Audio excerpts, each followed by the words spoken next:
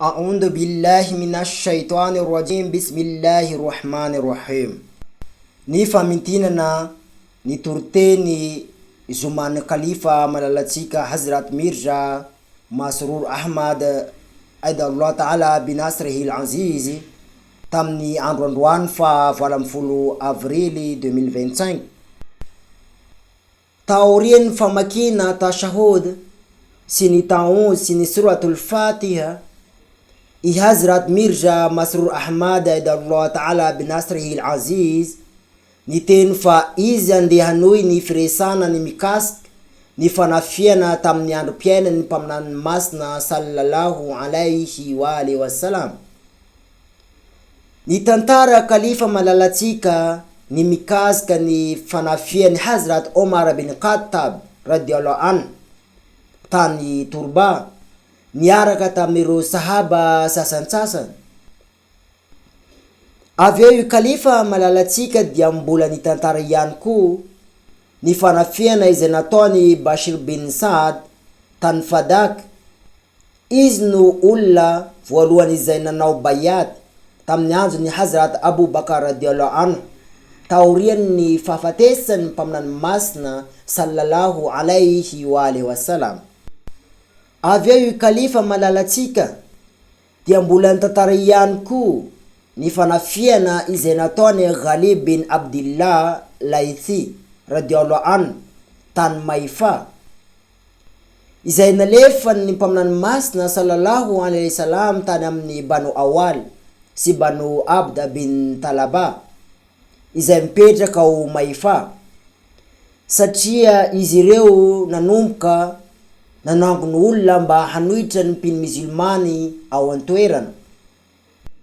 Tamin'ny andro ny fanafiana io ihany, tamin'ny fotoana io ihany dia namonoa ny Hazrat Usama radiallahu anhu ny olona izay niteny kalima na hoe teny hoe la ilaha illallah.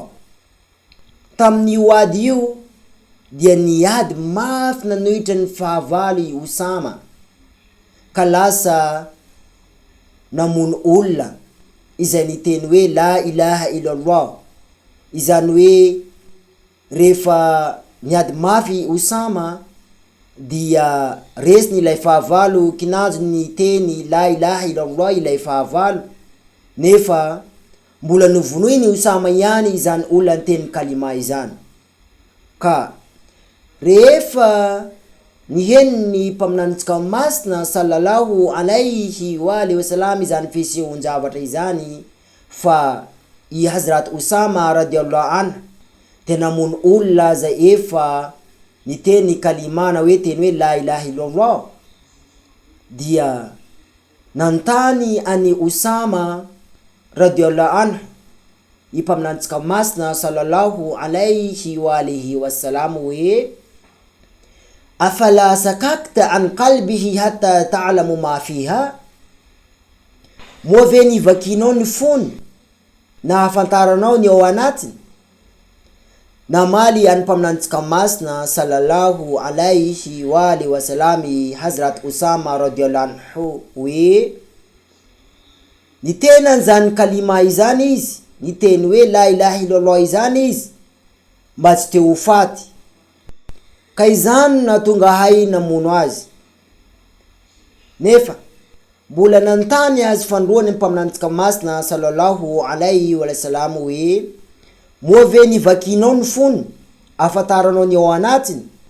Ary mbola namaly any mpaminantsika masina sallallahu alaihi wa alihi wasallam i Hazrat Usama radiallahu anhu hoe ny tena zany teny izany izy fa kosa tsy anaiky ny finoana Islam na ovina.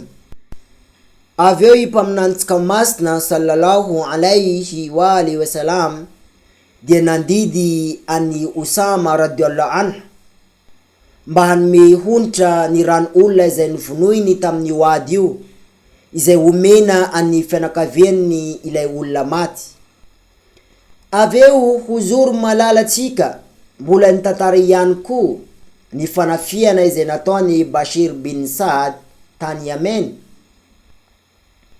Avy eo izy ilay kalifa malalatsika mbola nanohy niresaka ny mikasika ny fahataterahan'ny umra tamin'ny Zulqaida na hoe Zulqada, izay niaraka tamin'ny mpino musulman izay miisa 2000 mpino musulman.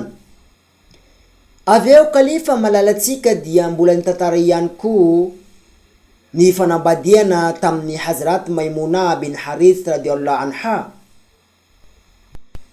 Avy eo ilay kalifa malalatsika Hazrat Mirza Masrur Ahmad Aidallah Ta'ala bin Nasrihi al-Aziz dia mbola nitantara ny fanafiana izay nataony Akram bin Abi Ayuja radhiyallahu anhu tany Banu Sulaim. Avy eo ilay kalifa malalatsika dia mbola nitantara ihany koa ny fanafiana izay nataony Kalib tany Kadid, ary tamin'ny farany izy dia nilaza hoe hotohizako ny tantara ireo fisehoan-javatra ireo amin'ny hoavy.